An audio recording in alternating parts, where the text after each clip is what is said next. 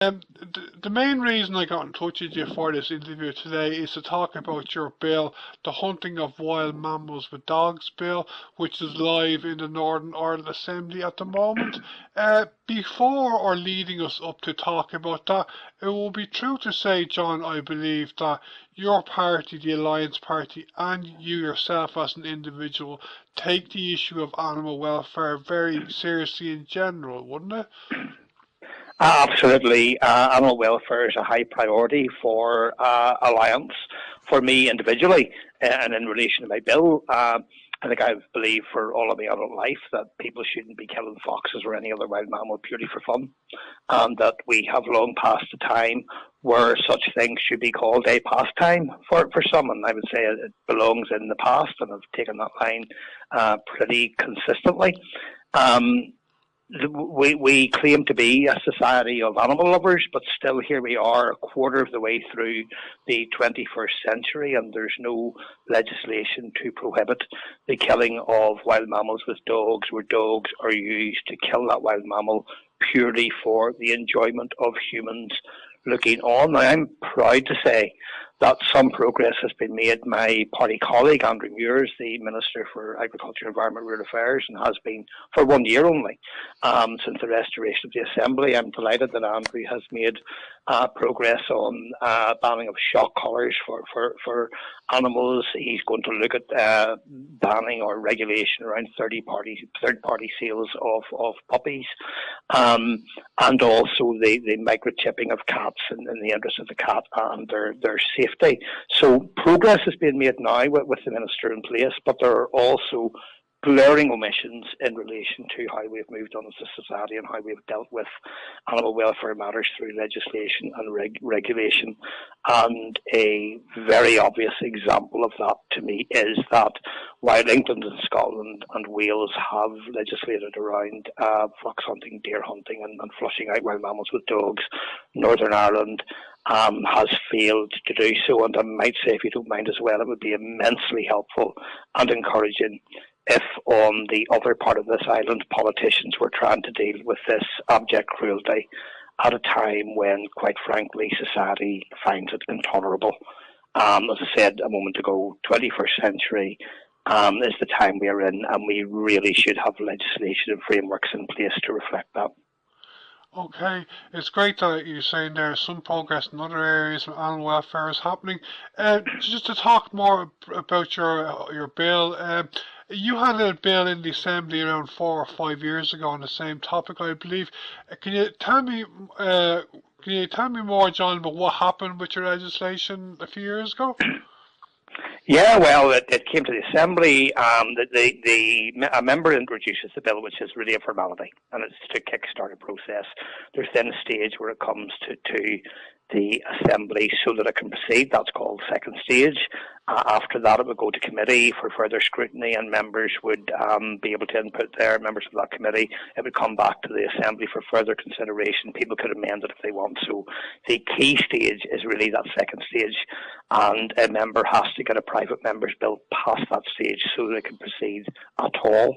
And unfortunately, at that stage, my bill did not proceed.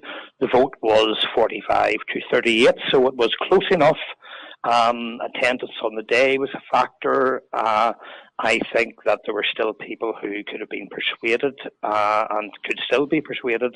But certainly in terms of comparing it to previous occasions when similar attempts were made, there is no doubt that there were more people voting in favour of the bill on that occasion than there had been on previous occasions. So that's encouraging, and that's why, apart from the fact that we're in the new Assembly, with a new Assembly mandate, new members elected, it's an opportune time to ask the Assembly members who legislate on behalf of their constituents to consider this again and consign to the past a practice which has been shown time and time again to be opposed by many, many people in Northern Ireland. The vast majority of people in opinion polls consistently have demonstrated their opposition to this, and the figure is usually around 80% of respondents to any opinion poll saying that they wish to see a ban on fox hunting and deer hunting and other types of hunting where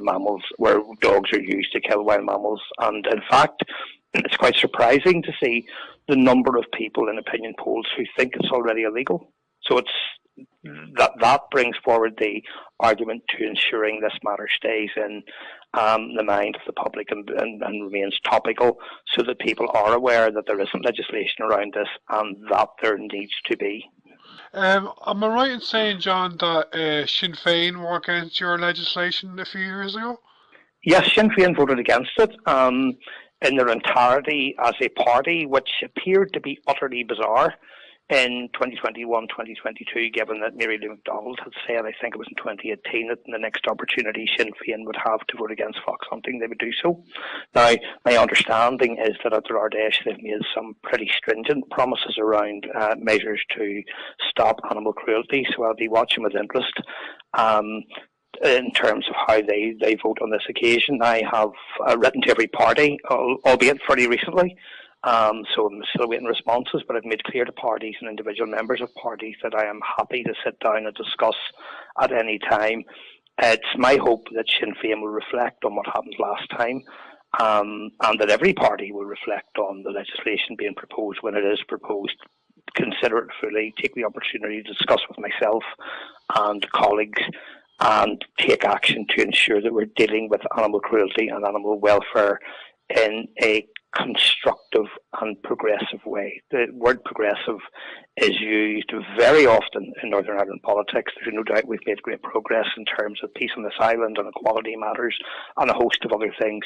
But progressive is more than a word. It applies to the environment, it applies to our economy, it applies to how we deal with people in our society who need assistance, and it also applies to animal welfare and the environment as well. Okay, John, it was great talking today on Near FM. Just before you go, can you tell me when your legislation is going to be voted on in the Assembly? And can you tell me, do you think there are grounds for optimism that this time your legislation will be passed in this instalment, the Assembly? Okay, well, Darren, I'm always optimistic in these matters, and I know that there's a great swell of public support for what I'm trying to do, and I've engaged extensively with people in the animal welfare sector who are keen to see this legislation enacted. So I am optimistic in that regard, and in terms of whether or not it will pass, well, that is in the hands of the other members, of course, but going back to my optimism, I do think that is achievable. In terms of time frame, I have literally just this week finished the period of public consultation. So I, with my office team, I'm working my way through the results of that consultation. There will be quite a bit of work to do disseminating all of that information before we move to the assembly process of going to the Bill's office. It then goes to the Speaker. So it's difficult to predict an exact time, but I think a realistic time frame would be around 6 months or so.